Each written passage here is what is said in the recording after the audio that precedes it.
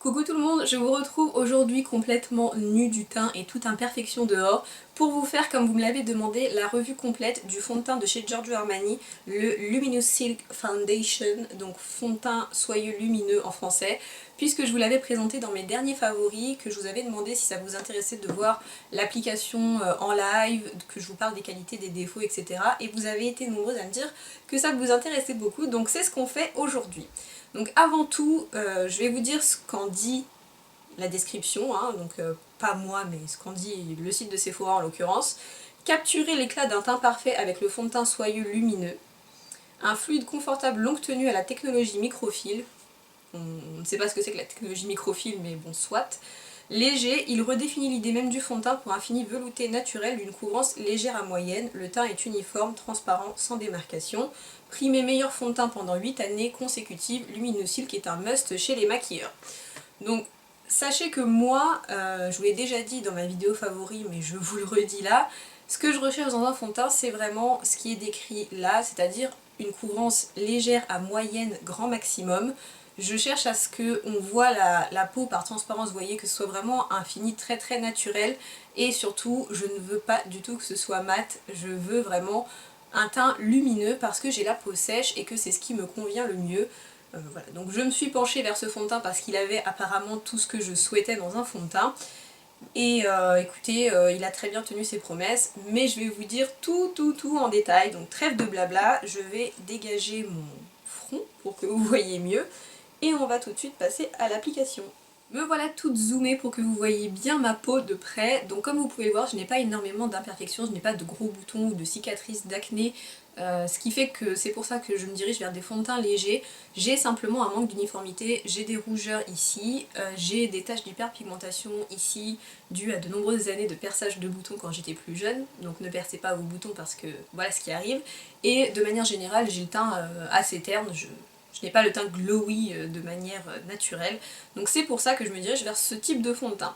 Donc ce que je vais faire d'abord, c'est que je vais bien le secouer.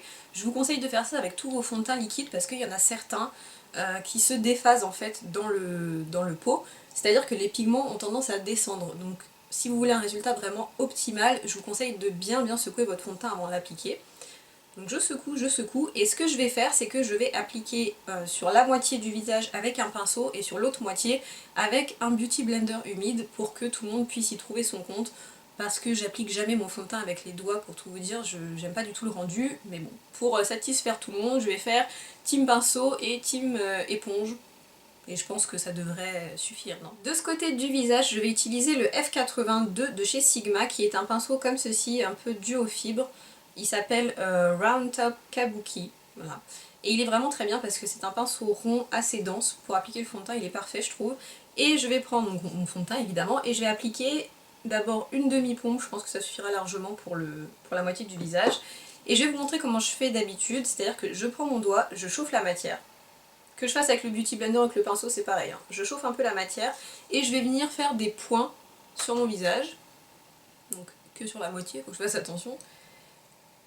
Comme ceci. Donc en fait j'en applique très peu parce que je veux pas avoir un fond de teint, vous voyez, cakey, où il y en a trop en fait. Donc je préfère faire comme ça et voir après s'il me faut plus de couvrance et rajouter des points le cas échéant, parce que si j'en mets trop d'un coup, ben après c'est plus difficile pour rectifier que si vous en mettez pas assez, vous voyez ce que je veux dire.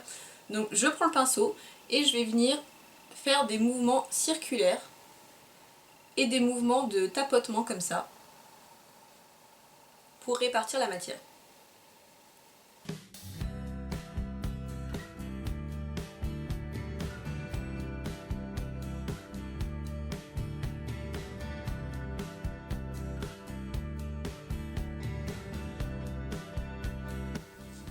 Je récupère ce qui me reste sur le dos de la main et je vais en mettre là où j'ai besoin de plus de couvrance, c'est-à-dire ici comme je vous l'ai dit, et là. Et toujours pareil, j'alterne les mouvements de rotation pour bien étirer le fond de teint et de tapotement pour que ça imprègne bien la matière dans la peau.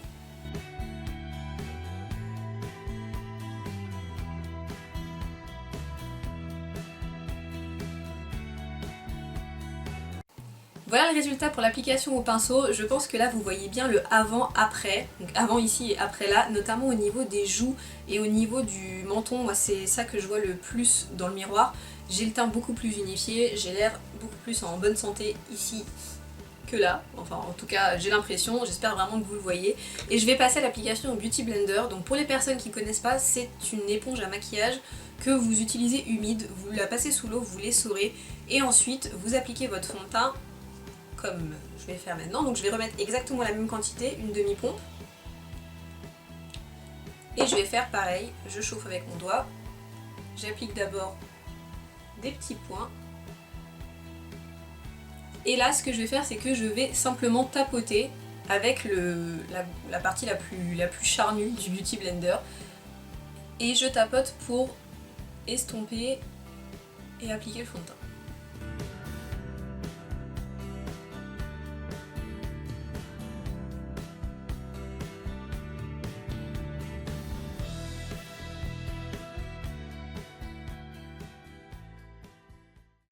Et voilà pour le Beauty Blender. Donc je ne sais pas si vous voyez une différence entre les deux côtés.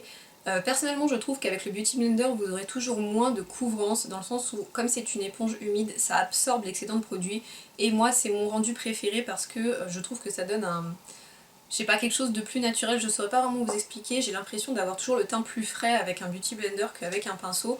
J'utilise le pinceau pour les looks de soirée la plupart du temps, mais pour tous les jours j'utilise vraiment toujours cette éponge là parce que ça donne un rendu hyper naturel. Donc bon, en l'occurrence il n'y a pas grande différence, hein. Simplement gardez en tête qu'avec ça vous aurez toujours un petit peu moins de couvrance et vous aurez peut-être besoin d'utiliser plus de matière parce que ça absorbe. Donc le résultat est là. Je pense qu'on peut dire qu'il a un très joli rendu, en tout cas à mon goût. Et je pense que si je tourne la tête comme ça, vous verrez que j'ai gardé une très belle luminosité sur la peau, que je suis pas du tout mat, hein, loin de là. Donc voilà. J'espère que ça vous donne une idée du rendu. Et maintenant on va passer aux qualités et aux défauts. J'allais finir de maquiller, mettre de l'anti-cerne, du blush, etc. Mais je me suis dit que pour le bien de la revue, entre guillemets, j'allais rester comme ça tout au long de la vidéo jusqu'à la fin, pour que vous puissiez vous rendre compte du rendu 100% naturel du produit. C'est-à-dire que je n'ai que ça sur la peau, rien d'autre. Je n'ai pas mis de base, je n'ai vraiment rien mis sur ma peau à part le fond de teint. Donc je vais rester comme ça pendant que je parle. Comme ça vous donnera peut-être une meilleure idée. Vous aurez le temps de m'observer sous toutes les coutures. Donc tout d'abord, ce fond de teint ne se sent absolument pas sur la peau. C'est le fond de teint le plus léger que j'ai pu utiliser jusqu'à maintenant. Vraiment, je le sens moins que ma bébé crème de chez Herborian. Vous savez que c'est un produit que j'utilise depuis très longtemps et qui est déjà très léger. Et bien ce fond de teint là est encore plus léger, donc c'est quelque chose que j'apprécie vraiment. Et ça en fera donc un super fond de teint pour l'été. Ensuite, il y a une palette de couleurs qui est immense. C'est-à-dire que je crois que vous avez mais genre plus de 20 teintes, quelque chose comme ça. Je crois qu'aux États-Unis ils en ont encore plus. Peut-être pas 20, peut-être 15, ou enfin je sais pas. Mais en tout cas, il y en a beaucoup. C'est quasiment impossible que vous ne trouviez pas votre teinte, parce qu'il y a des teintes pour les personnes qui ont la peau très claire et des teintes pour les personnes qui ont la peau foncée. Donc ça c'est hyper appréciable dans un fond de teint d'une telle qualité qu'on puisse trouver sa teinte de peau. Sachant que moi j'ai trop galéré pour trouver la mienne, justement parce qu'il y en avait beaucoup. J'ai eu successivement des échantillons de la teinte numéro 5, de la teinte numéro 525, de la teinte numéro 6, et à chaque fois quand je l'appliquais, alors je précise quelque chose, quand vous appliquez un fond de teint, vous le mettez et ensuite vous attendez quelques minutes qu'il se soit bien imprégné dans votre peau pour voir comment il vire, parce que parfois quand vous appliquez un fond de teint il peut paraître plus rose, plus foncé ou plus clair sur le moment, et ensuite une fois que vous attendez quelques minutes ça se stabilise en quelque sorte et là vous avez la vraie teinte. Donc pour votre information, j'ai la teinte 5,75, la teinte 5, la teinte 5,25 et la teinte 5,5 sont à dominante rose. La teinte 5,75, donc celle que j'ai, est un peu plus jaune, et à partir de la teinte numéro 6, là c'est carrément jaune doré. Voilà, pour vous donner une idée, peut-être que ça vous aidera pour les personnes qui ont une peau médium comme moi et qui vont être un peu en galère. 5, 5,5 et 5,25, elles sont vraiment beaucoup trop roses pour moi. Voilà, donc après c'est une qualité autant qu'un défaut. Vous allez peut-être galérer pour trouver la teinte, mais en tout cas il y en a tellement qu'il y a peu de chances que vous n'ayez pas votre teinte de peau dans la gamme. Vous pouvez appliquer plusieurs couches de ce fond de teint successivement les unes sur les autres pour avoir le rendu que vous voulez jusqu'à une couvrance moyenne sans que ça paraisse plâtré et ça c'est vraiment génial parce que souvent avec les fonds de teint, quand vous essayez de mettre une couche puis en remettre une puis en remettre une, au bout d'un moment ça fait vraiment un rendu dégueulasse, hein, disons-le.